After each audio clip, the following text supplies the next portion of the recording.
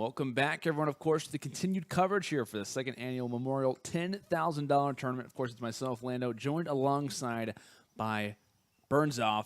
What's going on? Here in the Unity studio. We're super close to duo status, by the way. We're getting there. As the tournament progresses on, it's kind of like a leveling up bar. Like we're getting, what's it just takes me a while to gain, others' trust. So. Oh, okay. You don't trust me fully right now? I do. Okay, I'm not gonna lie. I was really debating on not saying anything and hoping that you'd introduce the stream, because I know you were talking about it. You're like, I'm not feeling confident yet, but maybe it'll happen one time. Stream. But guys, tweet it Burnsoff. What's that? Pothoff? It's that Pothoff, my last name. Yeah, it's not that complicated. Tweet him. Give him some kind words, right? Give him some confidence, and sooner or later maybe he's in this seat, and I'm trying to do analysis, and he's like just destroying, doing all the play-by-play stuff. I think Landon does a great job at what he does. Thank you, pal. I appreciate heartfelt warm. Thank you. Producer literally just roasted me, by the way, in the ear. I hear it. I didn't appreciate that. Landon does not deserve the shame. Thank you. Wow, we are just growing on a bunch of different levels, of course. But of course, as the tournament does progress on, we obviously have been trying to keep in track with a number of different pro teams. Of course, heading into this next series, we're going to be having Evil Geniuses again. Of course, casted over them a few rounds ago. Yeah. Are currently sitting in this one and are going to be placing off against the side of Phiz10kbb.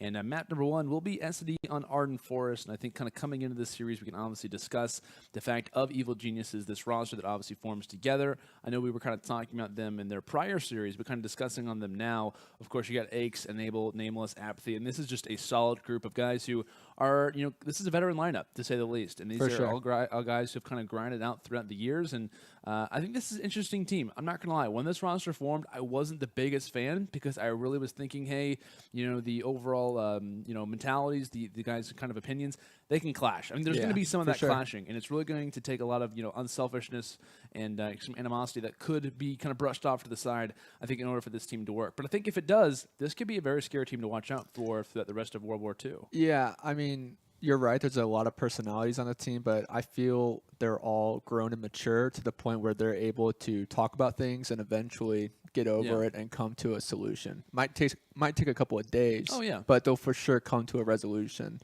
They've all won championships. They know what it takes to win.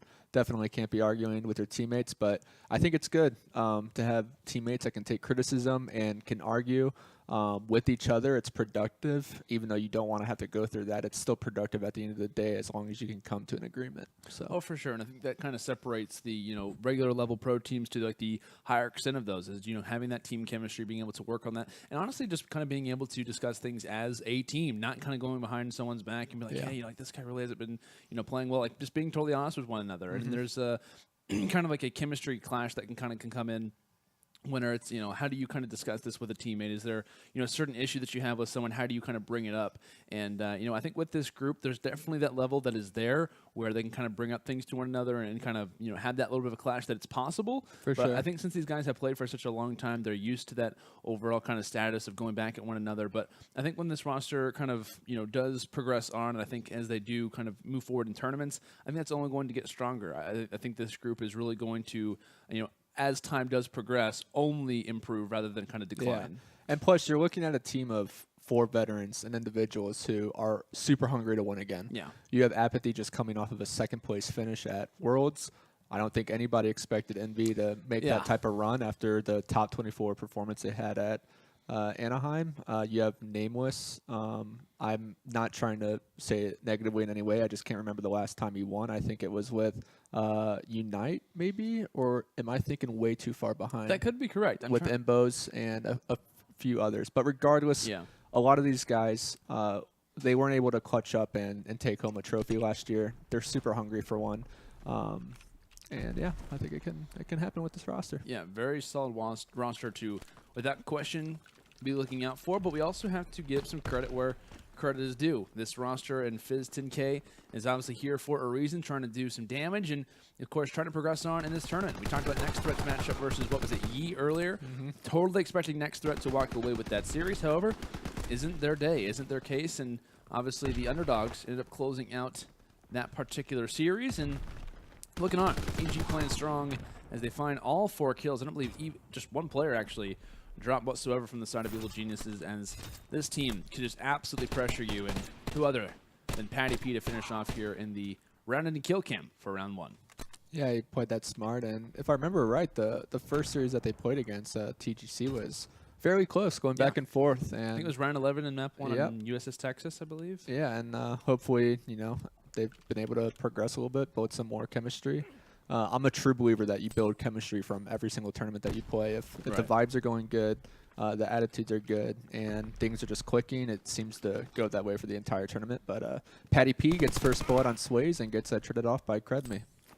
He looks like Krent trying to make his way toward this cabin bomb site. But before he can start to realize things, he's wondering what just happened to my teammates and what just happened in that round, as a kind of a blur goes through these last two, as it's going to be the side of Evil Geniuses, who's up early, and it will be Apathy in the final kill cam. Of course, still with that fantastic emblem, the little crown on top of the Evil Geniuses. I'm not going to lie, it's going to be kind of weird to see Apathy in a jersey other than Team Envious, especially after being on the team for the last 2 years, but rocking a different shade of blue now. Yep. I don't know. I'm still remembering, like, I'm getting flashbacks of our Liquid days, and we had a little bit of blue in our jerseys then too. But the LTL, baby. Just from that last play, I mean, you just see how confident App is in any decision that he makes, and I feel like that's what separates him from other submachine gun players in the game. He's just always playing aggressive, and he just puts faith in himself to win the gunfight. And 2 nade kills come out from both App and Nameless, and now we have a Optimum. Optimum, yeah, there you go. Oh. I noticed the U. Mum. Mum. I was like, British, wait, I don't know. Yeah, that's what I'm saying. Is this guy from the UK or what? Who knows? But regardless, can't get the job done. And who would be able to be totally honest, at the point where you're constant 1v3, 1v4s, and this is just where the discussion can kind of get brought up as we see Nameless there with the car. I mean, first bloods are there. The early nades are there, and this is just what separates the top kind of competitive level teams versus not necessarily random groups, but kind of top AMs or kind of just overall amateur level teams. Is that studying, that overall communication. And there was I believe I was watching Axe's stream not too long ago, and I want to say it was Nameless and Enable who were. And they weren't really showing any gameplay from their particular point of views, but they were just going over nade spots for a solid 2 hours. And that's something that, of course, you can kind of realize on the side of United. Of course, with a guy like Clayster wants to have all those strategies down. I mean, it's a grind, day in and day out. Not necessarily just playing in matches, not necessarily just scrimming, but learning all of the outside things that can kind of help win rounds or can kind of help you even in the long run win a tournament and win series and whatnot. Is a lot of that, kind of pressure, all of that, preparation rather, that comes into every single match. Yeah, I think it'd be interesting. I know this is completely like off topic, but seeing a Call of Duty last more than 1 year, I don't think it's something that we can't really see like the true meta of a COD, because we're just like, this game comes out and we're already talking about the next one. Right, exactly. So it's interesting to see. I'd love to see a COD maybe go past a year, but got to make that money, and people got to make money. So we'll keep playing CODs every 9 months.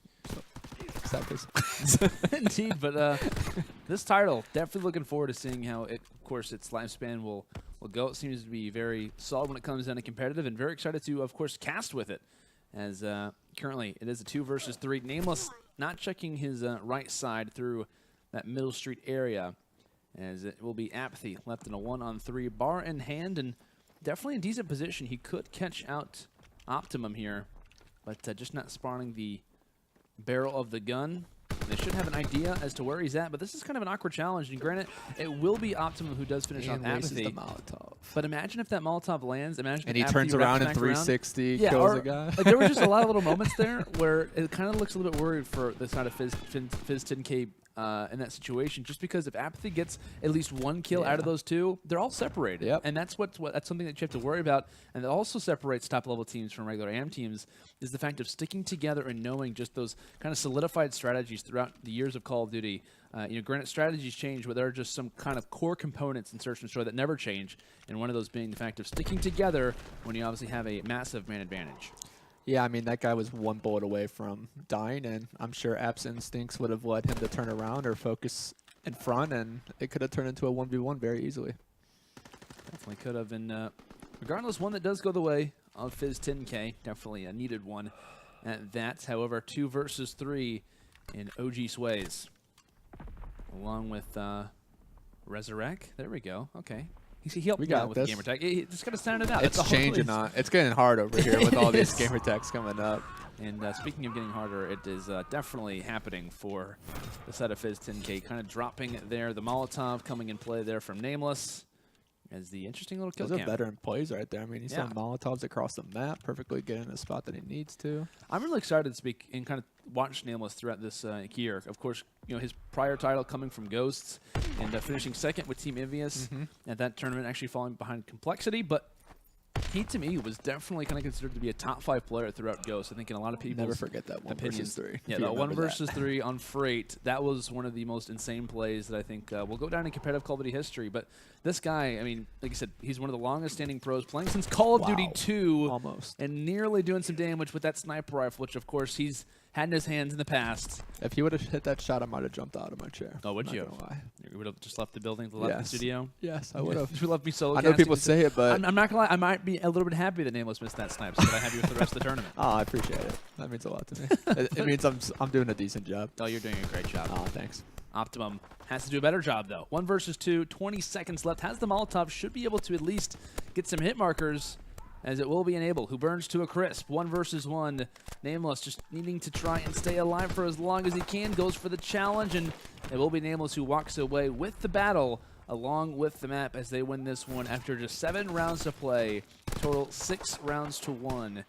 As it will be EG who comes victorious. And everyone's, I think, actually, no one's really surprised. They took this first map very convincingly. It looks like they might be clicking a little bit more than before. And sometimes it happens. You just have a rough series, and you talk about stuff, and it's free flowing the rest of the tournament. So definitely. I think we can expect them to fully compete at the level that we expect them to against teams where, you know, it's kind of hard as a caster too, I'm sure, when you're looking at teams and you're just like, oh, this team has to beat this team. And then you almost like discredit the other team when they're performing well. I'm sure that's something that you guys have to deal with too, because you just expect these big plays out of NAMELESS and Enable and all these big guys. But then when you have another team like TGC like putting up these numbers, you're like, wow, like this team's actually good. And then you don't know where to judge. I'm sure there's so many different things that goes on through your head. There's a lot, and it also kind of goes back to that discussion about, you know, Call of Duty kind of changing every year. It's kind of hard to tell who's good at what title, because I mean, there's been guys who have been good at one title, totally dropped off, and they made the comeback. And it's like, along with that, compared to rosters who are supposed to be good, then you have guys who are obviously on the come up. I mean, there were moments, you know, for the Gosu crew where they were winning. I think it was they knocked out Envious in the first 2K. And it was like, of course, you know, being Arstees and Pristini on that team. And it was like a very big kind of shocker. And everyone was like, yeah, they're just an online team and whatnot. People started to write them off. And after the first tournament, I think they ended up getting pretty much destroyed by Envious. I actually remember casting over that game. They get destroyed by Team Envious in their first map. That was, of course, the first event of the year at CWL Las Vegas. And you kind of just being one moment is the fact that you don't expect a group to really do a whole lot. And, of course, Team Envious, another series, just, you know, another throwaway team. But not the case, and that's the thing that kind of makes it a little bit difficult for commentators at times, is the fact of, you know, being aware of the kind of amateurs who are rising through that semi-pro kind of status, then to pro status, and also being aware of the pros who could be on the back door, kind of edging themselves out, or just haven't even found their higher skill ceiling yet. So it's definitely a fun job, to say the least, but one that can be challenging as well. I can see that for sure. Memorial $10,000 tournament. It's myself along with Burnsoff here from the UMG studio, casting this one live for you guys. We're currently hopping in here toward map number 2 between Evil Geniuses and Phiz10kbb. It was the side of EG who took map number 1 pretty handily on Ardent Forest, 6 rounds to 1. And now we're loading in here toward my personal favorite map, St. Marie du Mans for map 2 here, Burns. Yeah, I think we were talking about this. I think this map is super balanced. It's friendly to look at, and I just think there's a lot of different dynamics to play with, especially when you're trying to plant a bomb like you. Basically have like 3 or 4 different exit strategies, which makes it more popular to watch, in my opinion. Do you agree with that? Oh, absolutely. I think it's fair to say that. As looking right now, NAMELESS taking some shots, and Apathy going to go for the quick challenge. Beautiful play there. NAMELESS gains the line sight, gains the overall information, and Apathy is there for the pickup. However, App will drop a little bit of a timing right there. And so it just happens to be on the mantle, as it will be CredMe who does find that. And now 1 versus 1, NAMELESS versus CredMe, and NAMELESS happens to be in the right place at the right time. I was just going to say NAMELESS has that, so just want to let you know I was going to say that. I appreciate before. that. I totally believe you. I really do. I actually do. You could just tell, like, he's crouching. He's like, I'm playing this smart. I got this in the bag. You just feel the confidence from watching. And if you're in his position, I mean, there's really 4 different ways you can get out of that building. I mean, there's a number of different windows, plus there's the front and the back door, so happens to choose right. Had like a 20% chance of nailing that one down, but the I odds also are with realized them. the bomb plant could have happened, so just overall veteran play there from Nameless, as we're going to see EG probably hit this bomb site, I would imagine every single time on offense until it doesn't work out for their way. As a Nameless continuing to do work with the FG42, the smoke will actually allow, what is that, Rehzurek, excuse me, onto the bomb, but yeah. It's the Molotov for Nameless. I need a higher Nameless for Molotov lessons for the guys because Right? he's hit 2 straight in a row. And now he's only just a few points away, a few kills away from a fighter pilot and a glide bomb, which on this map, especially being on B, you can easily equal out to some free kills. As CredMe left in a 1-on-4 spotting enable, but most likely not killing enable. But however, does so, but there's immediately another EG player just around the corner. As keeping in mind, the bomb did go down there. I believe that was from Apathy. So score currently being earned from all Evil Genius's players, which is going to be a constant problem continuing on in this map if those streaks do come into play. Yeah, it just looks like EG is just outclassing the Phiz team, and I don't know what else to say. You got Nameless in at 5-0. Does he have his glide bomb yet? Is he about to get it? Looks like he's okay. Pretty close. Oh yeah, What, to a 200 fighter points off? pilot and A little the bit glide 200. bomb. Yeah. It's not too far away, and if you're in the position right now of Phiz10k, you got to be wary of those streaks that could be coming in at any moment, and maybe that's why they're playing passively. Maybe just because of the all-out aggression that we know can come in from EG. Maybe just waiting for them to honestly use all their grenades. I think that'd be a pretty sound strategy at this point, just because of the amount of artillery that the side of EG does possess. Yeah, I think it's important for them to make EG work for the round because they have gave up first blood to Nameless 2 rounds in a row.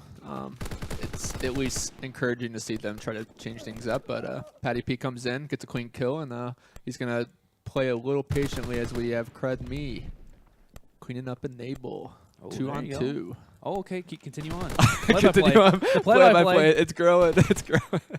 And then we got Nameless on a 1v2. He gets some hit markers into Rehzurek. I think he's going to play this a little patiently and try to burn out the clock a bit. Not too much he can do. I think this is definitely going to go in the round of the Phiz crew. Oh, okay, Nameless. Make sure you get away from that bomb before it explodes, my friend. But yes, picks off the final 2. However, though, bomb does explode, so it will be a round over to, like you said, the side of Phiz10kbb as a much-needed round at that. And it was kind of a slower play from Phiz because once they do kind of get the bomb down, they kind of rotate back So and kind of wait for the mistakes to the occur reason for I'm EG. confused is they had already won the round, and they decided to challenge a guy who was away, 1 kill away from a fighter pilot and a glide bomb. So now Make a good Nameless case is there. sitting with a pretty heavy arsenal of streaks, and yeah, it's not looking good. Not at all. As I didn't see a gun there. Right. Yeah, it happens on occasion in Codcast. It's like, well, did he have a chance in that gunfight? Nable, of course, most likely having a gun, unless there's a glitch that I'm not aware of. Nameless, though, not able to pick that one up. Of course, Optimum with the PPSH up close can definitely be deadly, as it kills going the way of EG for the most part, as it will be Rehzurek left in a 1-on-2, sitting in top restaurant. And this is the power position to hold. He's in a great spot. He, of course, can check B or A in just a matter of moments. Proning and being aware that that push on B has happened quite a few times already, so it wouldn't be out of question for that to be the case. However, being very careful, very safe, as he does just spot the side of Patty P. Realizes the bomb is down and has an idea onto where both players are. So at least in this position here, Burns, he does have an idea as to where to challenge this. Yeah, I think from what you were saying before, clutching a 1v2 on this map, Oh, no FMJ. the best chance you're going to have is from top red. Yeah. You get both views of the bomb. Unfortunately, he didn't have the timing that he needed, but yeah, EG's working towards a 2-round lead, and they will have offense next, I believe. No, defense. I'm sorry. Yes, that's right. Oh, Getting the hang of it. that was pretty frustrating. I'm not going to lie. You look That really last round. frustrated right Just now. because it's like, I wish he had FMJ because Yeah. Apathy gets picked off every time in that situation. For And sure. I'm not sure if that was just the intuition from Apathy just being like, well, hey, he's not shooting me through this wall, so I'm going to stay here, or really what was the case. Because, like you said, he had that top position. He was in a great spot, and he knew where both of them were. And imagine if he's just able to shoot through that wall, picks off Apathy, and now it's a 1-versus-1 where he goes on the chase for Patty P, which who would have known how that 1v1 would have worked out. But it just goes to show how important FMJ can be when it comes down to even search and destroy, not just the respawns. Yeah, some of these players might be playing their perks and stuff towards the early game. They're trying to focus on one objective, whether it's like throwing 2 nades or doing something for their teammate, and they're not even thinking about FMJ in the later round or a scenario. I love this bird's eye view. It's great. It's nice to kind of gain positioning, especially for coaches, analysts, to at least be able to see how rotations are going, see who maybe not necessarily is making the mistakes, but where the issues could be coming from when it comes down to, of course, the multiple game modes currently in competitive Call of Duty.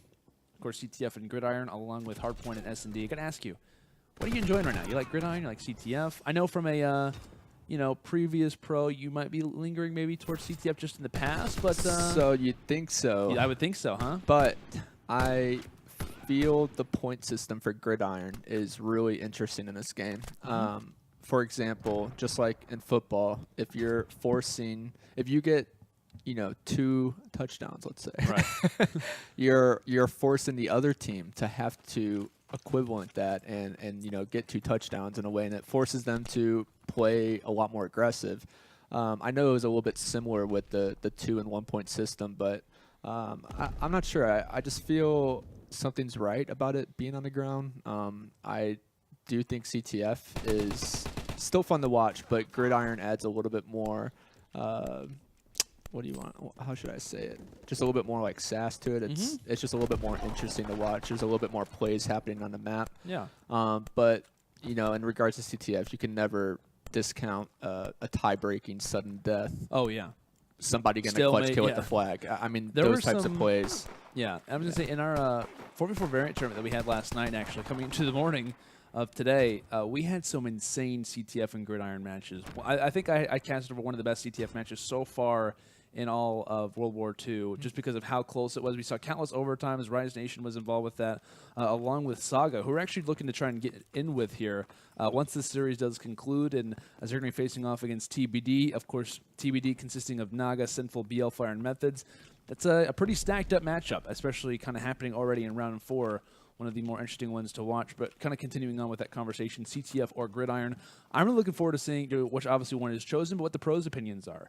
Of course, kind of, at least from the Twitter sphere, you kind of see the hatred toward one or the other, but it's pretty split. Yeah, it really is. And I'm not sure why. Usually pros kind of like lean with each other, but for whatever reason, it's like a dead stop, 50-50 on what teams think is right and wrong, and maybe it's from their performance in scrims. Be like, guys, we're playing really good. We're not good at CTF, so we don't want it. We suck at CTF, guys. Tell them we don't want CTF anymore. That's definitely something I could see someone doing. That's for sure. As Rehzurek unfortunately had a position to maybe shut down 2 players, just too many bodies, too many people alive, and enable looking at the skies. It's gonna be pretty excited that this round will go their way, as they're now going to be on not just map points, but series point as well, as winning this round would guarantee themselves a future round as play. And to no one's surprise, really, Evil Genius is dominating in this matchup. If only Apathy could just pass that Molotov over the Nameless. Right? Imagine being able to do that. Okay, I was getting ready to say, like, tossing weapons, Yeah, just like in Gears. Yeah, that'd be so Throw sick. the sniper rifle towards each other. I think it's really cool how some games do that, but... Yeah. Maybe a interesting, overall facet added to the game. Maybe something that can happen in the future. I don't think that's be like a patch. I that got just add this in really ideas, quick, but maybe they can. Game developer burnt. I mean, what we talked about Ocean Warfare earlier. Ocean Warfare. Imagine no, floating. Don't put me in charge of the next Call of Duty, Imagine please. floating your weapon over to someone else, just like trying to like throw it. Like that You just put be it the on a worst thing scuba possible. diver or something. There you go. Send That'd it be on a cool. boat. But holding our breath right now. Is EG like that? Holding your breath I underwater? I tried really hard there. Didn't really work out. Apathy, though, 1 versus 2. Spawning out both, but not finding the kill, as it will be the side of Phiz10kbb. We'll see at least one more round, as 8-6 on a 4 spree right now as OG sways.